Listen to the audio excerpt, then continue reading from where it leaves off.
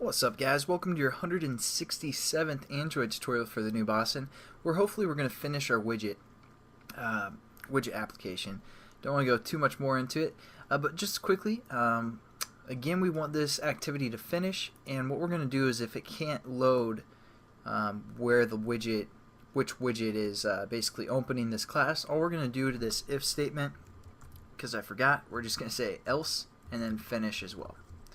So just a quick piece of code there, and that's kind of proof checking as well. So, if we can't get the ID, we're just going to finish the application. Pretty simple. And in this tutorial, what we're going to do is we're going to be able to open an activity just based off of a button for the widget. So it's going to be a little bit different than we would if we were just creating a regular activity where we set up an intent and we just say start activity. We need to identify it with the button and all that stuff within our code. So before we call this update method for our app widget manager, we're actually going to add some lines of code here.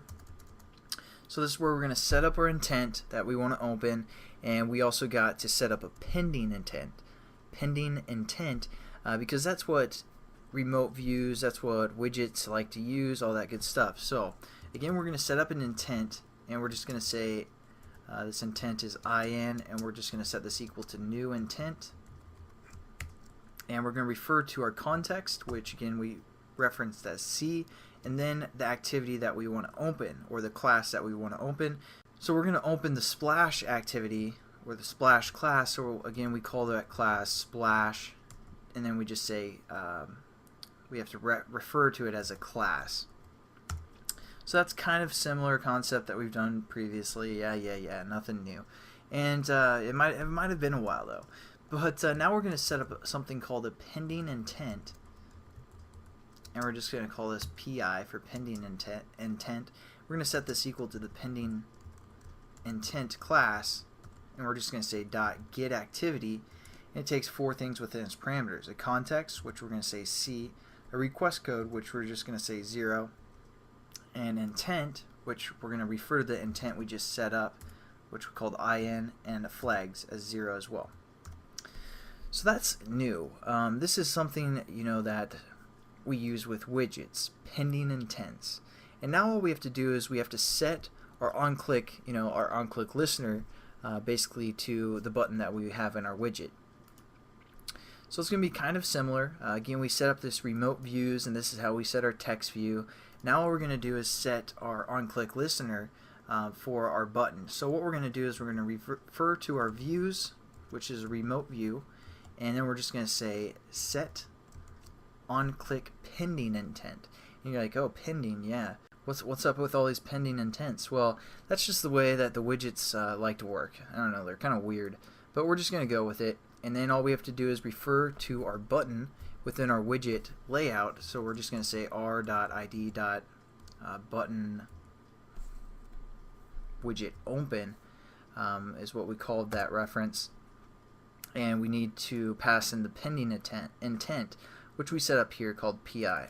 And there we go. And again, our app widget manager is going to update everything according to the ID and this remote views that we set up.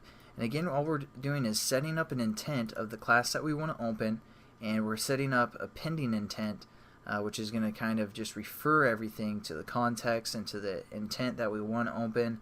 And then we just have to set our on-click listener. You can think of it that way, but it's called on-click pending intent to that button, widget button, and the application that's going to open. So, and all we need to do is we need to set a result. So what we're going to do is we're going to set up a new intent, and we're going to call this result, something like that. We're going to set this equal to new intent as well. Make sure the spelling's correct there. And then what we're going to do is we're going to say result, and all we got to do is we got to put extras in, just like when we were working with the bundles a while ago, or put extra I should say.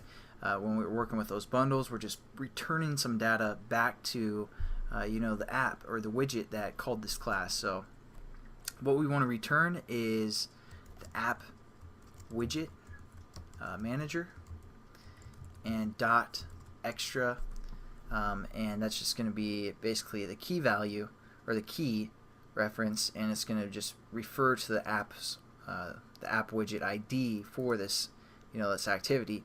Then we're going to return the value as the ID that was being passed into the class and all that good stuff. So we're just going to say AWID, which is our variable that we set up for this activity, and then all we're going to do is we're going to say set result. Oops.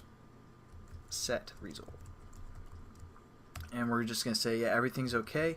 If you guys remember again when we worked with bundles, we got to tell it, yeah, everything's fine, and then we're also going to say result.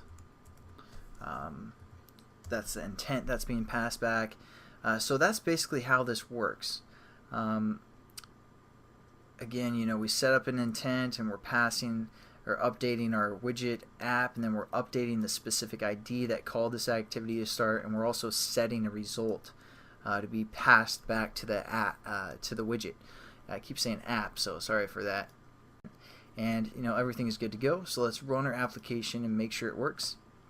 Also talk about some of the things that you guys can do to fix, or try to fix, which is the fun part of programming, always solving problems and that stuff, or seeing if you can figure out how to do the solution. So here's our activity. We're just going to go back. Just going to click on the screen and add a widget.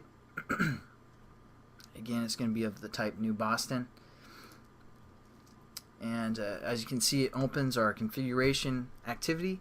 We're just going to type something, hit the button. It's going to set the result and send it back to our first text view. And our button will open up, hopefully, the New Boston. As you can see, the splash screen, which I narrowed down to like half a second because I was sick of listening to it. But yeah, so that works. And then the problem is it's not calling that onUpdate method, because when you use the configuration type of widget, it won't call the onUpdate the first time you create the widget. So you can either try and solve that problem by doing that within this configuration class, setting that up as well and all that good stuff. But hopefully you guys understand a little bit more about widgets, and I'll catch you guys in the next tutorial. Have a good one.